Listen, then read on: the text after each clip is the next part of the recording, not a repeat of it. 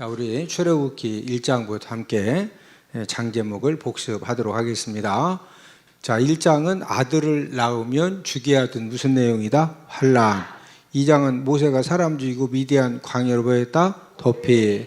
3장은 80세 때 소명 받은 다음에 4장은 귀환해가지고 5장은 만남, 이제 모세가 바로왕을 만난 거죠. 6장은 위로, 어려움 당하는 모세를 하나님 위로해 주시고, 이때 이제 쫓아내도록 만들어 주시겠다고 하셨기 때문에 쫓아내게 만드시려고 10가지 재앙을 내리시는데, 7장은 피, 8장은 개입파, 개구리, 이 파리, 9장은 돌종우, 돌림병, 종기우박, 10장은 매흑, 메뚜기와 흑암 재앙이다. 11장은 경고, 이제 9가지 재앙을 내린 다음에 이제 경고하고, 12장은 유월절, 어린 양의 피를 바른 이제 집은 죽음의 사자들이 그냥 지나갔지만 피를 바르지 않았던 애굽의 모든 집집마다 장자와 짐승의 첫 새끼가 전부 다 죽었다. 한쪽은 다 살고 한쪽은 다 죽는 거죠. 죽으니까 바로왕이 13장은 출애굽, 쫓아내게 만들어 주신다고 하셨는데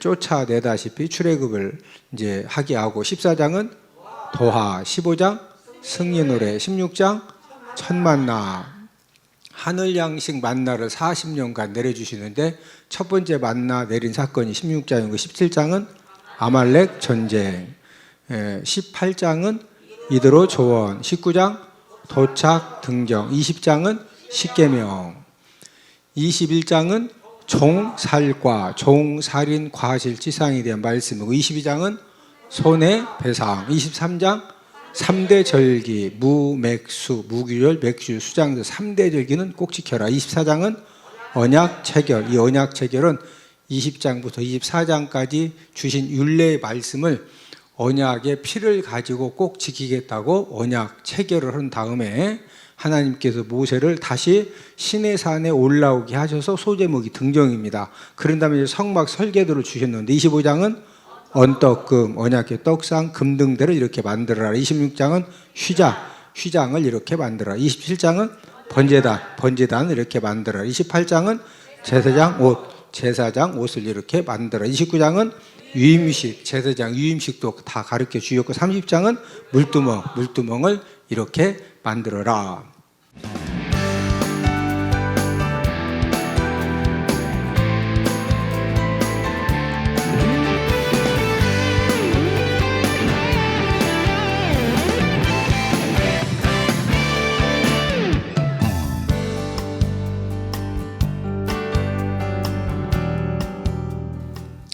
우리가 함께 읽은 31절에서 40절은 뭐에 대한 말씀이냐? 금등대에 대한 이제 그런 말씀입니다. 자, 우리 지금 읽은 그 말씀 중에서 31절을 한 번 더 같이 읽습니다. 31절 시작. 너는 순금으로 등잔대를 쳐 만들되 그 밑판과 줄기와 잔과 꽃받침과 꽃을 한 덩이로 연결하고. 지금 이제 31절에서 40절까지는 무엇을 만들라고 주신 말씀이다? 금등대. 그런데 이 금등대를 만드는 자재가 무엇으로 만들게 하셨느냐? 순금으로 만들게 하셨다. 순금. 자, 이 순금이라고 하는 것은 일반 금을 쇠를 녹이는 용광로에 집어넣어서 7번 이상 재련한 금이 순금입니다. 일반 금을 용광로에 집어넣어 가지고 거기에 찌꺼기를 또 빼서 말 그대로 이제 깨끗한 그런 금이 이제 순금이다. 자, 이 금등대를 만드는 데 들어간 금의 양이 어느 정도냐? 우리 출애굽기 25장 39절을 다 함께 찾아보십니다. 출애굽기 25장 39절 우리 함께 읽었던 말씀인데 이제 함께 읽습니다. 시작. 등잔대와 이 모든 기구를 순금 한 달란트로 만들되.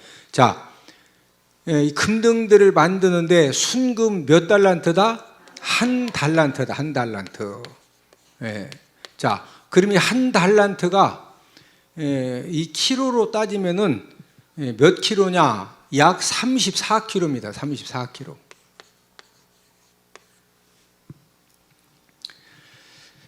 지금 이제 한 달란트가 금이 몇 킬로다? 34킬로다. 그러면은 가격이 어느 정도 되느냐? 금 1kg를 제가 어제 이제 밤에 한번 이제 금 시세가 바뀌기 때문에 어제 밤에 인터넷에 들어가서 금 1kg에 얼마 하는가 이렇게 검색을 해봤더니 7,520만 원입니다. 7,520만 원을 하는데, 자, 7,520만 원 곱하기 34 하면은 이제 그 얼마냐? 25억 몇 억이다? 25억 5,600만 원. 25억 5,600만 원. 네. 그러니까 이 금등대 하나를 만드는데 약 몇 억 이상 들어갔다? 25억 이상 이렇게 이제 들여서 하나님께서 이제 금등대를 이제 만들게 하셨습니다. 그러면은 이렇게 많은 순금을 들여서 금등대를 만들게 하신 목적이 무엇이냐면은 이제 이게 성막이 있으면은 지금 여기가 지성소고 여기가 성소라고 그랬죠. 그리고 물두멍이고 이게 이제 번제단인데, 자, 이 성소 이 구조가 어떻게 되어 있느냐면은 낮에는 이 성소가 문을 통해서 빛이 들어오기 때문에 이제 제사장들이 들어가서 거기 이제 분향을 하고 여러 가지 일들을 하는 데 있어서 낮에는 문을 통해서 빛이 들어와서 이제 밝은 반면에 밤에는 이제 빛이 전혀 들어오지 않기 때문에 밤이 되면은 지금 떡상이 여기 오른쪽에 있고 그다음에 왼쪽에 금등대가 있는데 이제 제사장들이 성소에 저녁 때가 되면은 이 제사장 일 중에 한 가지가 무슨 일이냐? 성소에 들어가서 금등대에다가 뭘 붙여야 돼요? 불을 붙여야 됩니다. 그래서 밤새 이제 이 금등대에 비춰진 불을 통해서 이 성소 안에가 이제 밝은 겁니다. 그러면 이제 아침에 또 다른 제사장이 들어가서 어제 밤에 금등대에다가 불을 붙여놓은 것을 아침이 되면은 정해진 시간에 들어가서 또 이제 그 불을 이제 끄는 이제 그런 일들을 했습니다. 이 금등대를 통해서 주시는 교훈이 무엇이냐? 자, 이 금등대의 사명은 하나님께서 이 금등대를 통해서 이제 감당하게 하신 사명은 무슨 사명이냐? 빛을 발하는 그런 사명을 이제 이 금등대로 하여금 이제 감당을 하게 했습니다. 그래서 금등대에 불을 이제 제사장이 붙이면은 거기에서부터 이제 어두운 성소를 밝게 하는 이제 그런 일들을 밤새 이제 감당을 하게 되었는데, 금등대가 빛을 발할 때 성소가 밝아지고 아울러서 하나님의 은혜의 통로가 열려지는 이제 그런 하나님과 이스라엘 백성들 관계에서 하나님의 은혜의 통로가 연결되어지는 이제 그런 이제 사명을 바로 이제 금등대가 감당을 했다. 자, 이 금등대는 무엇을 바라는 사명을 감당했다? 빛을 바라는 사명. 그러니까 만약에 금등대가 빛을 바라지 못하면은 사명 감당을 잘 하는 거예요? 못 하는 거예요? 못 하는 거죠. 하여튼 무조건 이 금등대는 이 빛을 바라는 이 사명을 잘 감당을 할 때 25억 5,600만 원이라고는 그 어마어마한 돈을 들여서 금등대를 만들어 놓은 이제 그런 목적을 이제 잘 사명을 감당을 하는 것입니다. 이제 금등대를 통해서 하나님 자녀들의 사명을 우리가 한번 이제 정리를 해볼 필요가 있는데, 예수님께서 하나님의 자녀들은 세상에 무엇이라고 그랬죠? 빛이다. 세상, 너희는 세상의 소금이다. 너희는 세상에 무엇도 된다? 빛이다. 자, 이 세상의 빛이라고 하는 것은 세상에서 무엇을 바라는 그런 사명 감당해야 된다? 빛을 바라는 사명을 감당해야 된다는 거죠. 우리 마태복음 5장 14절을 다 함께 찾아보십니다. 마태복음 5장 14절입니다. 14절을 함께 있습니다. 너희는 세상의 빛이라. 산 위에 있는 동네가 숨겨지지 못할 것이요. 하나님의 자녀는 세상에서 밝은 빛을 비춰주는 그런 이제 등불, 이 금등대, 금등대의 사명을 이제 저와 여러분들이 이 등불로서 세상에 빛을 비춰주는 등불로서의 사명을 잘 감당해야 됨을 우리에게 이제 말씀을 해 주셨습니다. 저와 여러분들에게 예수님의 생명의 빛이 충만하면은요, 저와 여러분들을 통해서 생명의 빛이 비춰지게 되어 있습니다. 저와 여러분들에게 하나님의 은혜의 빛이 충만하면은요, 저와 여러분들을 통해서 은혜의 빛이 다른 사람들에게 비추게 되어 있습니다. 저와 여러분들에게 예수님 사랑의 빛이 충만하면은 저와 여러분들의 말과 행실과 모든 삶을 통해서 사랑의 빛이 비춰지게 되어 있다는 거죠. 자, 이 빛이라고 하는 것은 너희는 세상이 무엇이다? 빛이다. 자, 빛이 비춰지면은 빛이 비추어질 때 가장 이렇게 확실하게 일어난 변화가 무엇일까요? 생명이 자라납니다. 무엇이 자라난다? 생명. 여러분, 빛이라고 빛과 가장 연관된 것이 무엇이냐? 어떤 밝음도 주지만은 그 밝음을 주면서 거기에서 뭐가 자라난다? 생명이 자라나요. 이제 우리 홍현우 전사님이 이런 꽃들, 이런 나무들을 관리를 해서 섬겨주시는데 우리 전사님이 항상 이렇게 부탁하는 게 있어요. 주일 예배를 드리고 난 다음에 꼭 이렇게 빛이 들어올 수 있도록 창문을 꼭 이렇게 좀 열어달라고 부탁을 하거든요. 여러분, 그 유리문은 닫혀 있어도요, 거기에 빛이 들어오면은 그 창문들을 통해서 빛이 들어오면은 그 빛을 가지고 이 나무들이, 저기 있는 나무도 저기 빛이 들어오면은요, 저 빛 가지고 저 나무가 자라나요. 이해되시면 아멘? 그런데 365일 계속 저 창문에 빛이 들어오지 않도록 이렇게 예배 드릴 때만 이 등을 켜고 빛이 들어오지 않도록 전부 다 닫아 놓으면은요, 이 나무들이 잘 자란다, 잘 못 자란다? 절대 잘 못 자랍니다. 한번 생각해 보세요. 저기 창문 좀 열어놨다고 이 나무가, 저 창문을 딱 열어놓고 가면 저 나무가 막 목사님 고마워요, 장로님 고마워요, 전사님 고마워요 하고서요, 안 보이지만 나무가 막 좋다고 얼마나 좋아하는지 몰라. 예? 왜? 빛이 들어와서 지금 나무가 말은 못하지만은 이 빛을 받고서 잎도 푸릇푸릇해지고 저기에서 빛을 받아서 자라나는 거예요. 예? 저와 여러분들이 세상의 빛이 되어져서 저와 여러분들에게 예수님의 생명의 빛이 충만하고 은혜의 빛이 충만하고 사랑의 빛이 충만해서 다른 사람들에게 이 빛의 사명을 감당하면은요, 저와 여러분들을 통해서 생명이 살아나고 생명이 치유되고 회복되어지는 그런 하나님의 역사가 일어나는 줄로 믿습니다. 여러분, 빛이 비춰지면은 생명이 살아나면서 또 어떤 결과가 주어지느냐? 열매를 맺습니다. 열매. 빛이 비춰지면은 결국에는 생명이 살아나면서 마지막 결론으로 거기에서 뭐가 맺어진다? 열매가 맺어지는 거예요. 여러분, 고구마도 그렇고 감자도 그렇고 뭐 블루베리 뭐 모든 것들은 만약에 빛을 차단시켜 놓으면은 열매를 맺는다, 못 맺는다? 혹시 열매가 생길지 몰라도요, 그 열매가 그냥 먹지 못해도 이상하게 생긴 열매가 나오는 거예요. 예? 참외건 수박이건 토마토건 그냥 햇빛을 막 빛을 아주 강하게 이렇게 받아야 거기에서 열매가 맺어지고 그 열매에 당도도 있는 것이고 신선하고 뭔가 이렇게 사람들이 딱 보면은 야 진짜 열매 참 좋다. 근데 이런 이제 열매를 이제 맺게 되는 것입니다.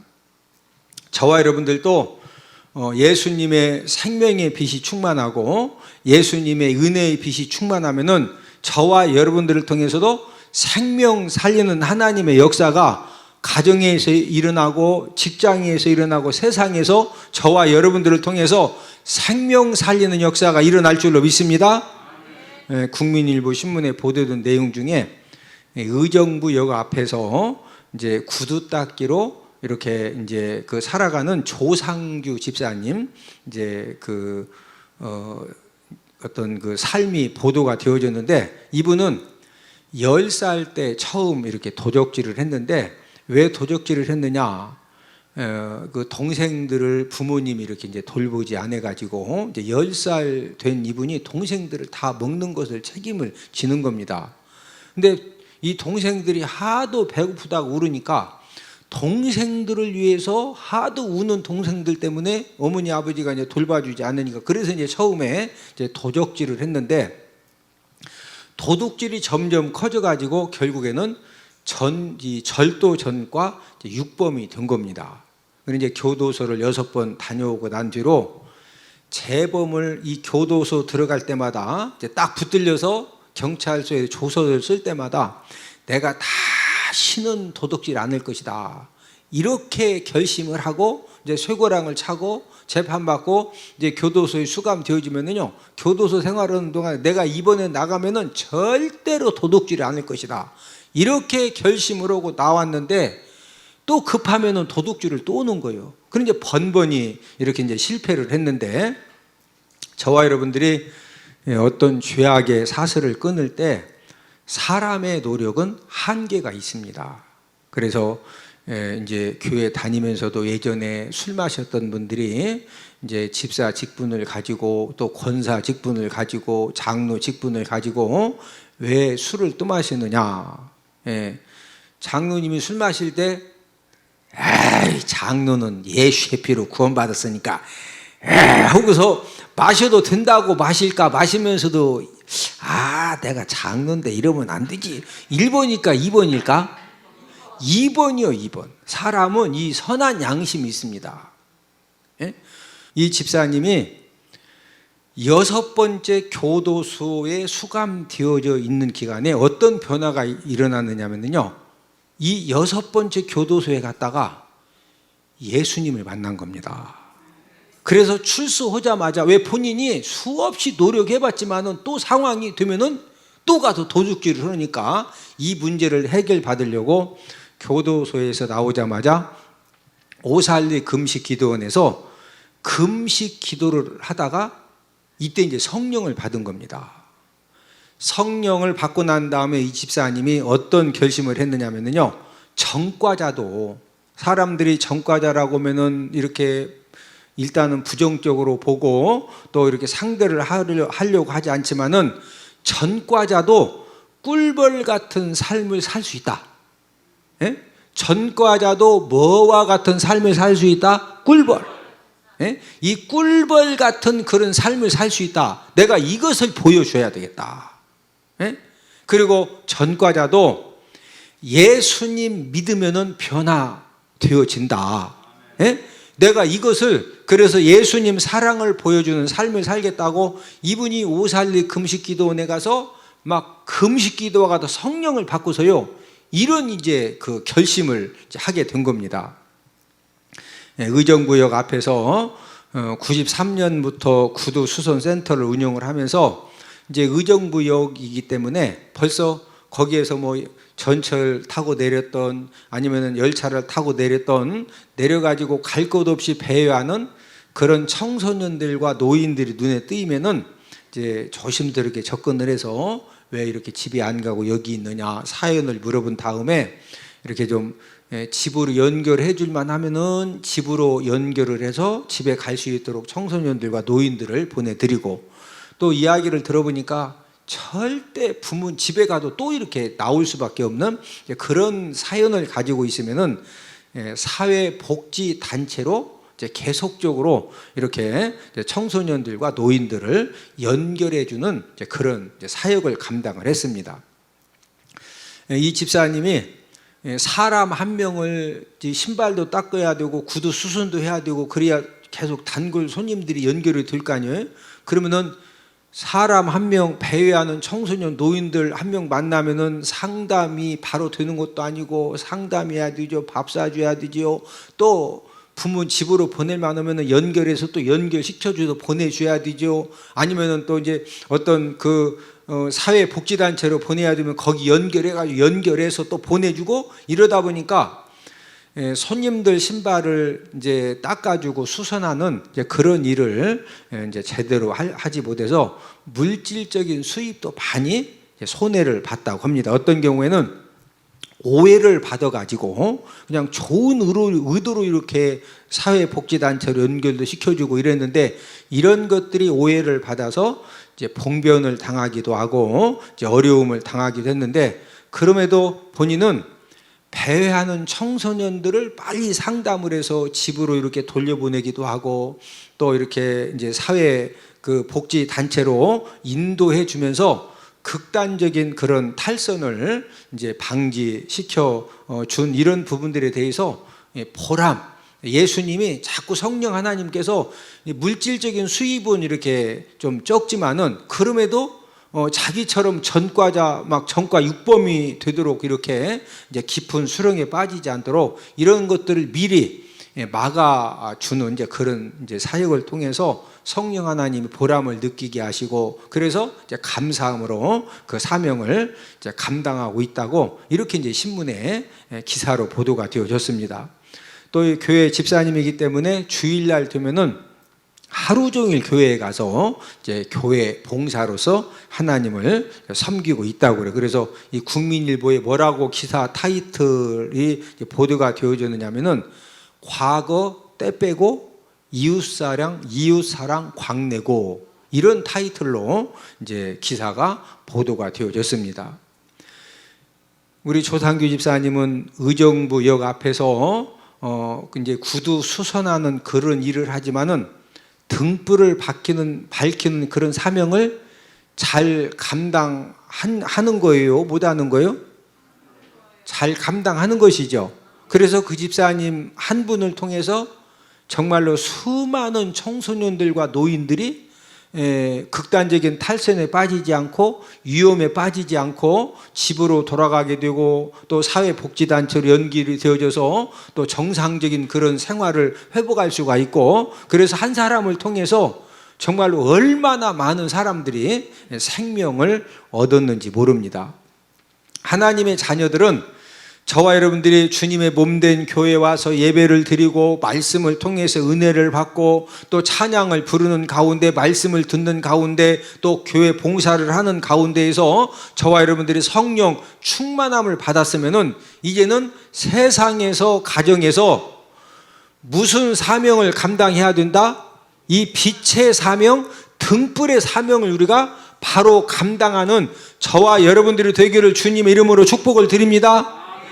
저와 여러분들 한 사람이, 조상규 집사님 한 분이 의정부역 앞에서 이 빛의 사명, 등불의 사명을 감당하니까 그 한 분을 통해서요 진짜 엄청 많은 청소년들과 노인들이 생명을 얻고 극단적인 탈선에 빠지지 않고 얼마나 참 귀한 그런 그 사역을 감당을 합니까? 그래서 저와 여러분들도 우리가 하나님 아버지 앞에 은혜 받는 그런 부분으로 멈추는 것이 아니라, 저와 여러분들이 가정에서부터 우리가 직장에서 어디를 가든지 저와 여러분들이 예수님 말씀처럼 빛을, 생명의 빛을 발할 수 있는 그런 저와 여러분들이 되기를 주님의 이름으로 축복을 드립니다.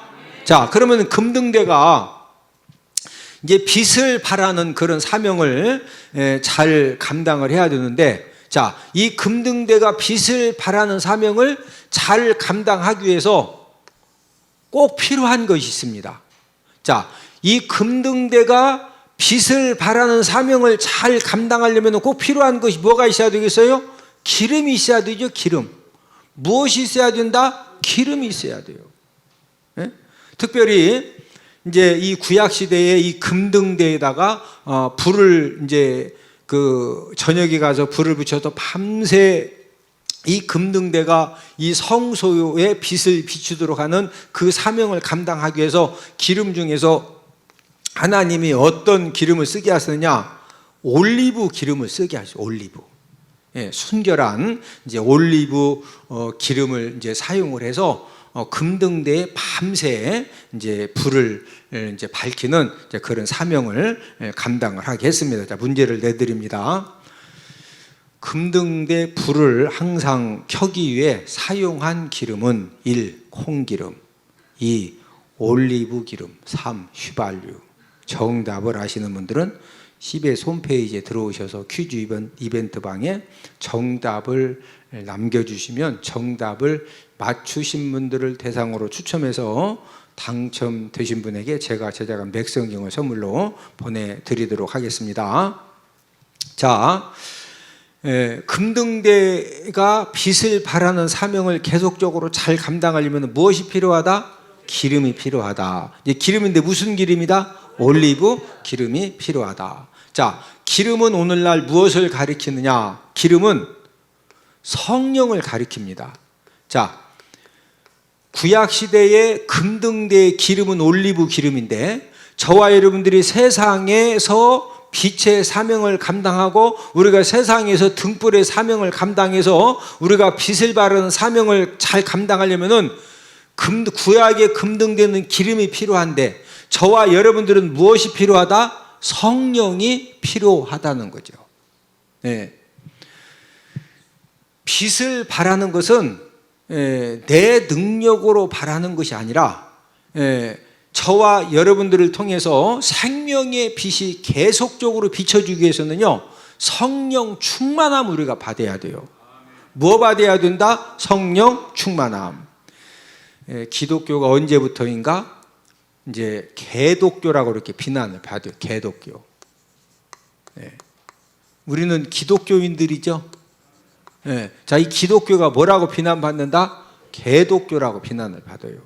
여러분들이 생각하실 때 기독교를 하나님을 믿지 않는 사람들이 개독교라고 비난하는 이유가 여러분들은 무엇이라고 생각을 하십니까? 뭐 여러 가지 이유가 있겠지만은 어떤 분이 왜 기독교를 개독교라고 하느냐, 이 부분을 이렇게 이제 잘 정리한 사람이 있는데, 이분은 이제 두 가지로 이렇게 정리를 했어요. 첫 번째는 예수님을 등에 업고서 자신 욕심을 이제 채우려는 그런 사람들이 자신 욕심대로 되지 않자 낙심과 좌절에 빠져서 다시 세상으로 돌아가서, 다시 어디로 돌아가서? 다시 세상으로 돌아가서 개처럼 살기 때문에 이런 사람들을 보고서 기독교를 뭐라고 그런다? 개독교라고 한다. 개독교. 두 번째는 기독교인의 이름을 갖고 세상 삶을 뭐처럼 사느냐? 개처럼 산다 이거예요. 교회에서는 목사고 장로이고 권사고 집사고 또 뭐 교사고 이런 직분을 가지고 있는데, 세상에 가서는 또 뭐처럼 산다? 개처럼 산다. 개. 구원받은 하나님의 자녀들은요, 한 사람도 이 개독교의 삶, 이 개처럼 사는 것을 원하는 사람이 있다 없다? 없습니다.